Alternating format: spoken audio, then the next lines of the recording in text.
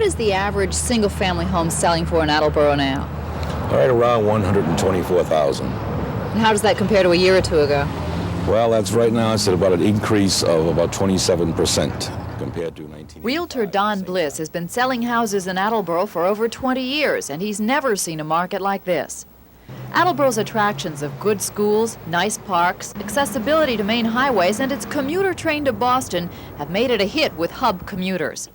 When the average single-family home in the Boston area is selling for over $197,000, the $124,000 price tag here looks cheap by comparison. But that's true only if you're earning a Boston salary. And Bliss says the majority of buyers come from Boston. Are people from Attleboro being priced out of the Attleboro housing market? Yes. That's a tough question, but overall I would say yes for most people. Bliss thinks prices will settle and that will change. But for the present, especially for first-time home buyers, the Director of Community Development says the picture is bleak. The local young couples and individuals are moving out of the area to, Rhode Island, where they are starting to feel the effect, as I understand, but it's still more affordable for them. There's no place like home, whether you've been born into a community, whether you discover it for yourself. But so far, no one here has been quite able to balance the interests of both of those groups. In Attleboro, Barbara Hamilton, Channel 12 News. Attleboro's diners began as horse-drawn food wagons that appeared on the streets before World War I. Soon, manufacturers were turning out updated stationary models. The idea was simple food, low prices, and quick service at a counter. In 1911, John Morin opened the Franklin Diner on Mill Street. His son remembers. It was just a men's place to go. And the women always stood at the window and knocked on the windows. And they'd hand out a sandwich or something like that. But soon, diners offered equal opportunity meals, and some even provided booths. The diners became everybody's kitchen, including factory workers and executives. All the big manufacturers in town ate in the diners.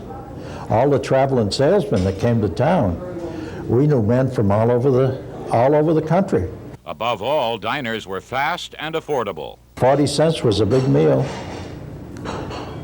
When I started in '29, we used to serve 3 donuts and a cup of coffee for 15 cents. The diners are gone now. Barney's is closed, and so is the Franklin. The Morins now run a popular restaurant.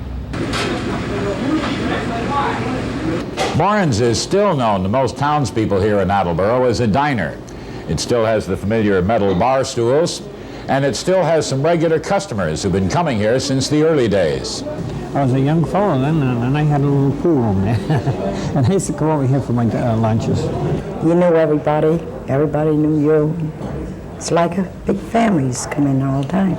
But during the Depression, Russell Morin's father thought the diner might go broke. I can see him now. We're not going to make it. We're not going to make it. We're going to make it, John. My mother would sit there cheering him on. The Morins have made it. Their restaurant and catering business employs 240 people. Phil Wilson, Channel 12 News. Direx Development Corporation of Boston is proposing to turn this 35-acre site off Route 1A, which presently is a golf driving range, into a shopping center. The company has an option to buy the land and plans to build a 170,000-square-foot shopping center. Company representatives met with Attleboro city officials Thursday to review the plans. Today, we talked with the city planner, Gary Arazian. And essentially, they made a presentation of the site plan. We discussed square footage, the orientation of the buildings, the parking lots. But other than that, we weren't able to divulge too much information as far as fiscal impact for the city and traffic or whatnot. It was, again, just mainly the site plan and the orientation of the buildings. Recently, the developers sent a letter to neighbors inviting them to join with representatives of the company at an informational meeting. That meeting was held last night. 2 more are planned for early next week. Neighbors say more than 100 people living in the area are opposed to the plan. All they did was show us a lot of drawings and preliminary plans on what was going to go in there. Basically, most of the neighbors here object to it because we don't feel that we need another mini mall. traffic, it takes us about a half an hour to get out of the yard now with the traffic on Route 1, and plus we have a mall in the area, South Washington Plaza. Well, the main reason I'm opposed to it is because I've been told that I'll have a department store in my backyard. Now, I bought the place about 20 years ago, and I certainly wouldn't have bought it if I knew there was going to be a department store. The neighbors say with concerns about more traffic, they plan to organize and hire a lawyer if necessary. According to city officials, the next move is up to the Boston developer, and that would include a request to rezone this area. And that request could come early next year.